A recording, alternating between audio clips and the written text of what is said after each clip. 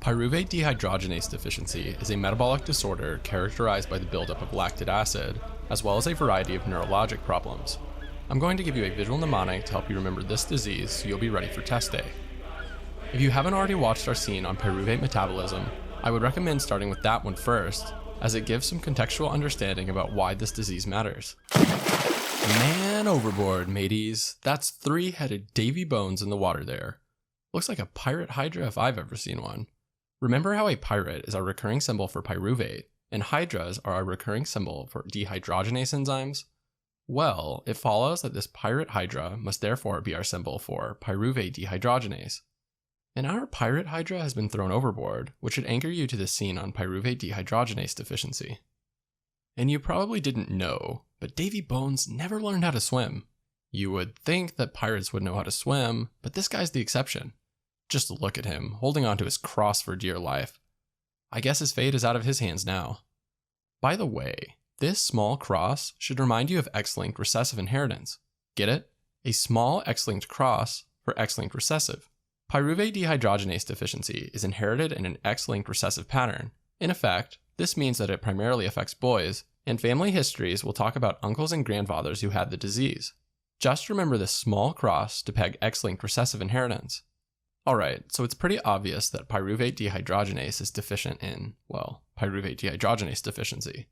Let's briefly review the normal function of pyruvate dehydrogenase so we can understand why this deficiency causes problems.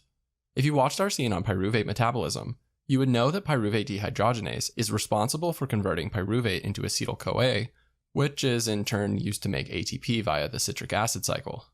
Therefore, pyruvate dehydrogenase deficiency blocks the generation of ATP, resulting in energy deprivation. Tissues which require a lot of energy, like neurons for example, are especially affected. On the note of neurons, take a look at that frayed bundle of wires attached to the boat's motor. Oh, now it makes so much sense why our crew is stranded at sea.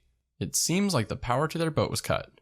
These frayed wires should remind you of neurologic defects. You know, since wires kind of remind me of nerves.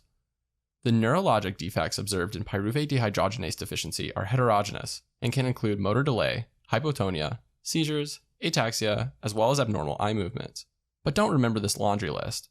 Instead, you should just remember why neurodegeneration occurs. It's because neurons are high-energy cells, and these neurons are deprived of energy in the context of pyruvate dehydrogenase deficiency. Now, being stranded at sea makes supplies valuable, and it looks like one of our pirates here was hogging all the supplies. What supplies? Well, we're talking about milk and aloe. Milk to drink, and aloe for sunburns, of course. What else could a pirate need at sea? However, notice how both the milk and aloe went flying into the air as the boat tipped. Serves him right for being so selfish. Anyway, this picture should remind you of the elevation of lactate and alanine observed in pyruvate dehydrogenase deficiency. You know, since milk is our symbol for lactate, and aloe is our symbol for alanine. Get it? To understand why lactate and alanine accumulate, think back to our scene on pyruvate metabolism. Specifically, the pyruvate normally used to make acetyl-CoA builds up, you know, since pyruvate dehydrogenase is deficient. This excess pyruvate is instead shunted down alternative pathways. Notably, excess pyruvate can be converted into lactate via lactate dehydrogenase, otherwise known as LDH, or into alanine via alanine transaminases. And there we have it, milk for lactate and aloe for alanine. Pretty easy, right? The buildup of lactate is especially important since the combination of neurologic defects and lactic acidosis in a boy should immediately make you think of pyruvate dehydrogenase deficiency. Just remember our milk and aloe being thrown in the air by our boat tipping, and you'll remember these changes. So why was the boat tipping in the first place? Well, it's because of this pirate here. This somewhat larger pirate may have tipped the boat over, but it looks like he's now doing his best to save our pirate hydra. Recall how fatty acid breakdown enables fatty acids to be converted into acetyl-CoA or ketone bodies for energy, in a process that's independent of pyruvate dehydrogenase. In short, since these patients can't use glucose for energy, they should consume fat instead. A ketogenic diet, if you will.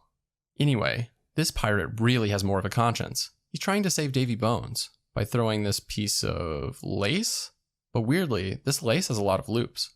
The lace and loops remind me of two amino acids, lysine and leucine. You know, lace for lysine and loops for leucine, or loopsine. Lysine and leucine are ketogenic amino acids, and they should be increased in the diet as a treatment for pyruvate dehydrogenase deficiency. Just remember how this pirate is throwing a piece of lace with loops as handholds to remember this treatment. Alright, and that's all you have to know about pyruvate dehydrogenase deficiency. Let's recap. Pyruvate dehydrogenase deficiency is an X-linked recessive disorder that prevents pyruvate from being converted into acetyl-CoA. This in turn impairs the cell's abilities to use glucose to make ATP. Patients develop a variety of neurologic defects due to energy starvation in neurons, and blood tests will reveal increased lactate and alanine. Treatment involves a ketogenic diet with high fat and consumption of the ketogenic amino acids, lysine and leucine. And now we are actually done. Let's maybe help old Davy Bones out. See you in the next one.